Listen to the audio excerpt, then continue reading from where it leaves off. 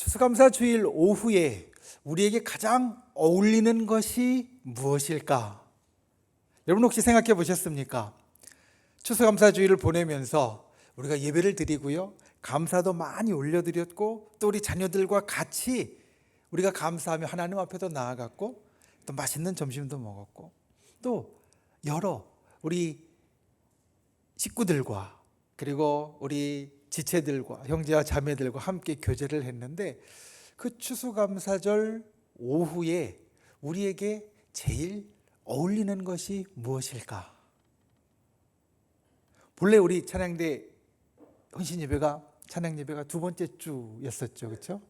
근데 제가 세 번째 주에 옮겨서 해달라고 말씀을 드렸습니다. 그 이유는 우리 감사절에 제일 어울리는 것이 바로 찬양이기 때문입니다.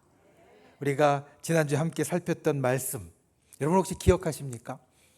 지난주 주일날 우리가 함께 살폈던 말씀, 기억이 안 나시면 주보를 펼쳐보시면 됩니다. 여러분, 주보에는 한 장을 딱 넘기시면 우리 지난주 우리가 함께 나누었던 말씀의 요약이 있습니다. 제목이 뭐라고 되어 있나요? 감사와 찬송의 역사입니다. 그래서 우리가 지난주에 나누었던 말씀이, 감사와 찬송은 우리에게 기적을 가져오고, 감사와 찬송은 우리의 미래를 지금으로 당겨서 선취하도록 만든다, 그 말씀을 드렸습니다. 그런데 거기에서 감사와 짝말을 이루는 것이 바로 찬송입니다.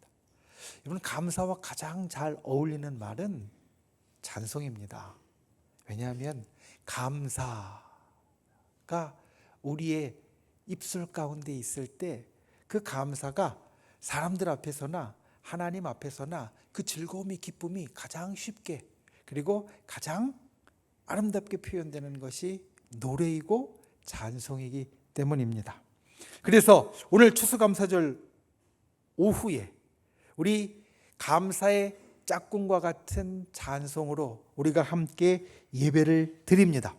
오늘 우리가 찬양대 찬양예배, 헌신예배로 드리는 이 예배는 어떻게 보면 우리가 5주 동안 가져왔던 이 감사를 정말 피날레 짓는, 정말 제일 절정으로 올려놓는 귀한 시간이라고 말할 수 있을 겁니다. 그래서 더 아쉽습니다. 우리 찬양대원들 말고 우리 성도님들이 더 많이 계셨으면 좋겠는데, 지금 많이 안 계셔서 저는 참 아쉽습니다. 하지만 말씀드린 대로 우리의 감사의 피날레, 감사의 가장 절정을 이 시간 찬양으로 하나님 앞에 올려드리는 찬양대, 그리고 그 찬양 가운데 함께하는 우리 모두가 정말로 하나님께서 보시기에 기뻐하고 아름답고, 그리고 하나님께서 칭찬하시는 귀한 영혼인 줄을 믿습니다. 오늘 우리가 보는 시편 135편은 할렐루야로 시작합니다. 할렐루야, 우리 찬양대 이름 가운데도 있지만 할렐루야 무슨 뜻입니까? 너무 많이 들었던 말인데, 그리고 우리가 너무 많이 들었던 설명인데, 물어보면 입이 딱 닫히는 건 비슷합니다. 그렇죠? 할렐루야, 할렐루야는 무슨 뜻이냐면 우리가 하나님을 찬양하자라는 뜻입니다. 할렐루라는 말이 뒤에 있는 우가 1인칭 복수형이거든요. 나 혼자가 아니라 본래 히브리어라는 언어에서, 구약이 기록된 히브리어라는 언어에서 뒤에 우가 붙을 때 복수형입니다. 그래서 우리가 찬양한다. 그런데 이게 때로는 권유형이 되거든요. 우리가 찬양하자. 그리고 뒤에 있는 야는 야훼 하나님의 약자입니다. 그래서 말씀드렸지만 이름 뒤에 야자가 들어있는 사람은 그게 하나님의 이름을 그 가운데 압축해서 넣은 겁니다. 엘리야도 그렇고요. 그런 야라는 이름들이 다 그렇게 야훼 하나님, 여호와 하나님을 압축해서 넣은 겁니다. 그러니까 할렐루야는 무슨 뜻이냐면 우리가 여호와를 찬양합시다. 우리가 여호와를 찬양합시다. 본래는 명령형인데 그렇게 우리가 바꿀 수 있습니다. 우리가 여호와를 찬양합시다 라고 시작된 시편 135편 그 마지막 절들이 오늘 우리가 함께 본 말씀입니다. 19절부터 21절까지의 말씀들. 여기에는 할렐루야를 하는 사람들이 들어있습니다. 여러분, 우리가 하나님 앞에 찬양할 때 우리 찬양대는 목소리도 좋고 또 노래도 잘하고 또 다른 사람 소리하고 어울릴 수 있으니까 찬양대를 하지, 나는 안 된다고 생각하는 분들이 행여 있을 수 있습니다. 그런데 할렐루야를 하는 사람들, 우리가 여호와를 찬양합시다 라고 할 때 그 찬양하는 것을 하는 사람들을 오늘 19절 20절은 누구를 이야기하냐면 첫 번째 이스라엘 족속을 이야기하고요, 두 번째 아론의 족속을 이야기하고, 세 번째 레위 족속을 이야기하고, 네 번째 너희들아 라고 이야기를 합니다. 이 시편 135편은 제일 큰 데부터 제일 작은 데까지 순차적으로 내려오면서 모든 사람을 다 이야기하고 있습니다. 너 이스라엘 족속아, 지금 여기에 사는 모든 나라의 백성들아 할렐루야 해라. 그리고 모든 족속들만 하는 것, 모든 백성들만 하는 것이 아니라 두 번째로 아론의 족속아, 아론의 족속은 제사장을 이야기를 합니다. 제사장, 하나님을 섬기는 너희들아 할렐루야 해라. 그리고 나서 레위 족속을 세 번째로는 이야기합니다. 레위 족속은 오늘날로 하면 찬양대를 비롯한 성전을 섬기는 사람들입니다. 제사장도 있지만 제사장이 아니더라도 성전의 여러 가지 일들을 섬기는 분들, 오늘날로 이야기하면 우리 교회 직분자를 이야기할 수 있을 겁니다. 우리 교회의 집사님, 그리고 권사님, 그리고 장로님, 이 모든 직분자들은 왜 있는 거냐면 교회를 섬기도록 있는 거거든요. 그러니까 교회를 섬기는 모든 사람들이 할렐루야 하라고 오늘 말씀은 이야기합니다. 그리고 마지막에 빼놓지 않고 이렇게 이야기합니다. 여호와를 경외하는 너희들아. 자, 이스라엘 족속 모든 사람이 하나님을 찬양하고, 그 다음에 제사장들이 전부 다 하나님을 찬양하고, 그리고 교회를 섬기는 모든 사람들이 하나님을 찬양하고, 그리고 거기에 행여 안 들어갔어도 여호와를 경외하는 너희들아, 너희 모두는 다 하나님을 찬양하라는 겁니다. 그래서 찬양은, 찬송은 우리 모두가 해야 될 것이라는 것.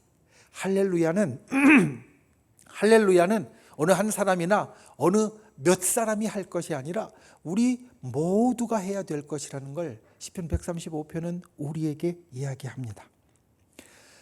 우리가 가끔은 이 땅을 살면서 참 모든 것이 턱 막힐 때가 있습니다. 아무리 신실하고 아무리 믿음 좋고 아무리 평안하고 아무리 모든 게 좋은 것 같은 분들도요,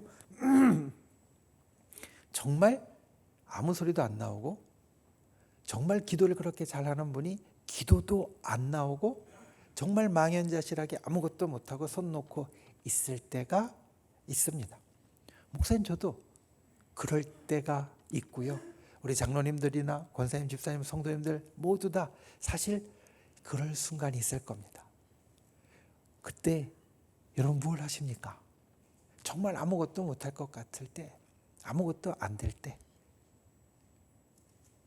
저도 정말 아무것도 안 될 것 같을 때, 예배가 있는데 말씀 준비해야 되는데 여러 가지 상황들이 도저히 아무것도 못할 것 같은 마음 상황이고 주변 상황일 때, 그때 무엇을 하냐면 그냥 찬송 틀어놓고요, 한 30분, 1시간 그냥 찬송만 계속 듣습니다.